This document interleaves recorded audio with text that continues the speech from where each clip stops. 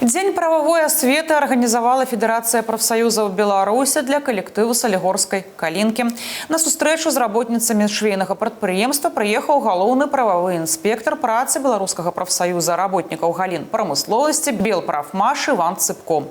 Тэма для сустрэчы была выбрана актуальная сумяшчэнне і сумяшчальніцтва, пашырэння зоны абслугоўвання, выканання абавязкаў адсутнага работніка. Прафсаюзны юрыст дэталёва растлумачыў работнікам нюансы сумяшчэння прафесій рабочых і пашырэння зоны абслугоўвання.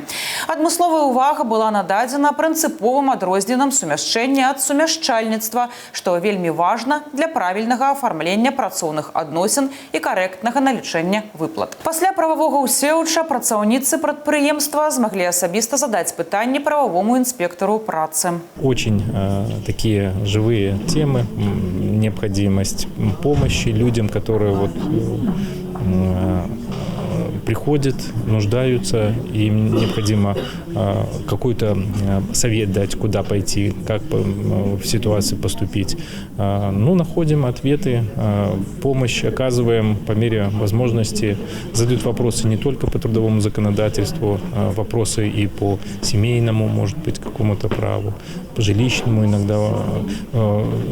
Акцент, конечно же, делается на трудовое законодательство, но, тем не менее, те вопросы, которые возникают, порой даже вопросы, которые интересуют местные власти. Штомесячныя правпрыёмы ў арганізацыях і на прадпрыемствах Федэрацыя прафсаюзаў Беларусі праводзіць на працягу 10 гадоў. Такі фармат працы дазваляе грамадзянам атрымаць кваліфікаваную дапамогу, не выязджаючы за межы свайго раёна ці нават не пакідаючы працоўнае месца.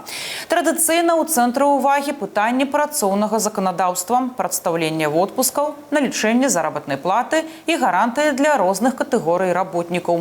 Дадатковая неабходнасць у прававой асвеце ўзнікае са зменамі ў працоўным заканадаўстве, адзначыў Іван Цыпко.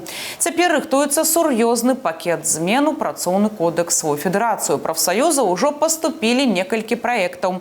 Зараз ідзе абмеркаванне, пасля чаго яны паступяць у парламент. Сфера изменений касается и контрактов.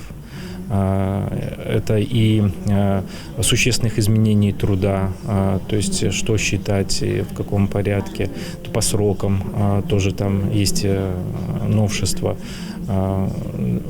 Ждем профсоюзов, конечно же, беспокоит вопрос, который передан в настоящее время смотрится. Много предприятий обратилось напрямую в парламент по изменению 108 статьи Трудового кодекса. Это удержание заработной платы, потому что столкнулись с проблемой о том, что есть категории работников, с которых удерживать можно только определенный процент заработной платы. И у них нет возможности в безналичном порядке перечислять профсоюзные взносы, оплачивать какие-то обеды, например,